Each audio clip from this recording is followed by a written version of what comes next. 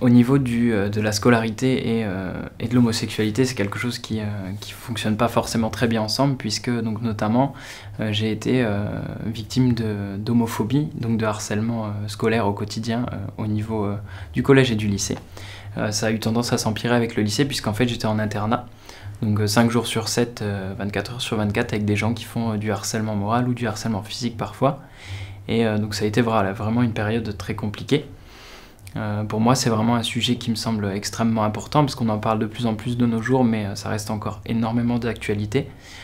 Donc voilà, puis en plus il y a cette notion de communauté, puisqu'en fait tout le monde est victime au niveau des personnes LGBT, je pense, il y a une très grosse partie. Donc voilà, c'est pour ça que ça me semble encore plus important,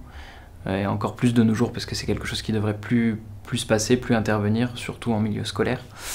Et donc voilà, du coup, moi ça m'a vraiment donné envie de m'engager encore plus, parce que voilà, c'est une idée qui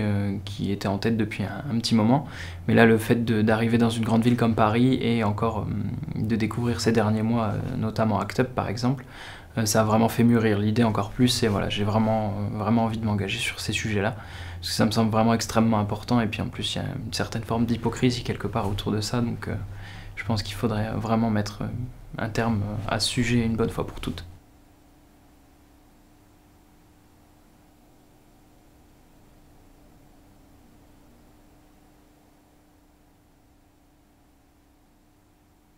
Je suis soigneur animalier au parc zoologique de Paris, j'exerce là-bas depuis 1 an et demi.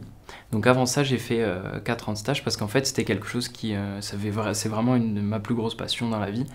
ça a toujours été les animaux. Donc voilà, c'est quelque chose qui a toujours guidé mon parcours. Donc voilà, depuis 4 ans avant ça, j'ai fait beaucoup de stages dans différentes structures pour pouvoir en fait accéder à une des 3 écoles de formation qui préparent au métier de soigneur en France. Donc moi je visais particulièrement celle de Vendôme. Donc après avoir réussi à rentrer, donc la première tentative par contre j'ai été refusé parce que j'étais trop jeune, et au bout de la 3e tentative ça a fini par marcher. Donc une fois que j'ai été retenu, j'ai fait 1 an de formation,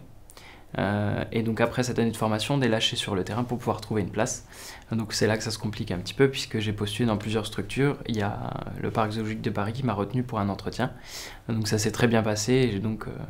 j'exerce là-bas depuis maintenant 1 an et demi, où je suis toujours un des plus jeunes, mais ça se passe quand même très bien.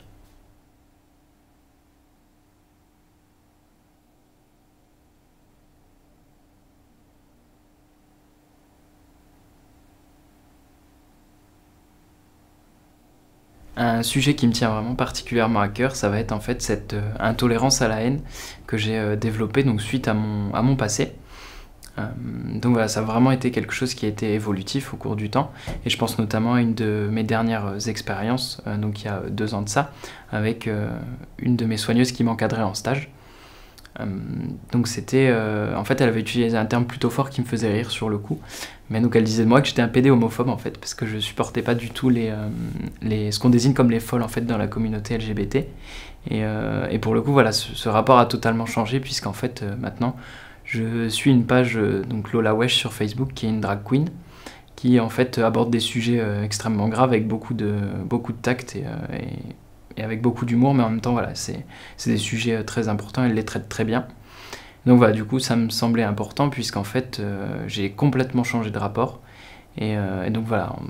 en comparaison j'ai totalement inversé ce rapport, et donc voilà, j'ai vraiment accentué ce côté pacifiste que j'avais déjà avant,